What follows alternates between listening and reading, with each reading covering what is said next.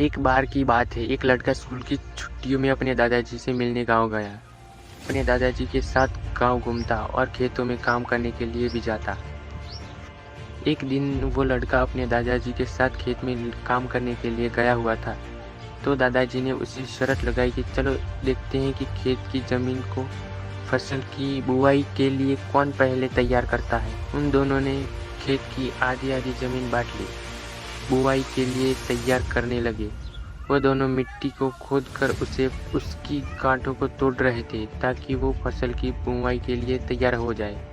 दादाजी जिन उम्र में 65 साल की थी, वो बिना रुके और बिना किसी शिकायत के अपना काम कर रहे थे, लेकिन वो लड़का जिस उम्र 17 साल थी, वो अपने काम में बहुत शिकायत कर रहा था।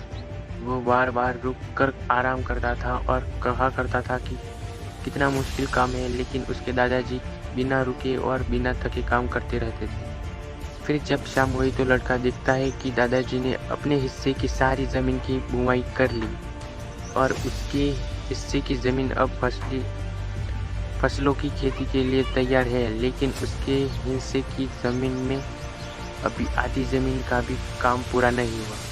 वो लड़का बहुत हैरान होता है कि दादाजी ने इस उम्र में भी उससे ज़्यादा काम कैसे कर लिया। दादाजी के पास आता है और उनसे पूछता है कि अपने इतनी उम्र में इतना काम कैसे कर लिया।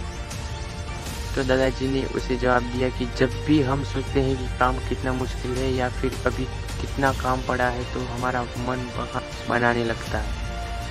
इस सभी बातों के बारे में सोचना ही हमारे काम को और ज़्यादा मुश्किल बना देता है। इसलिए समझदारी इसमें ही है कि हमें अपने तय की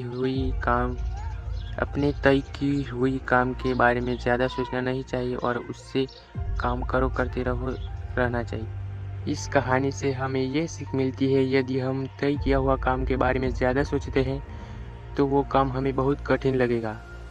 इसलिए हमें अपना काम के बारे में ज़्यादा सोचना चाहिए, बल्कि उसे शुरू करके ख़त्म करना चाहिए।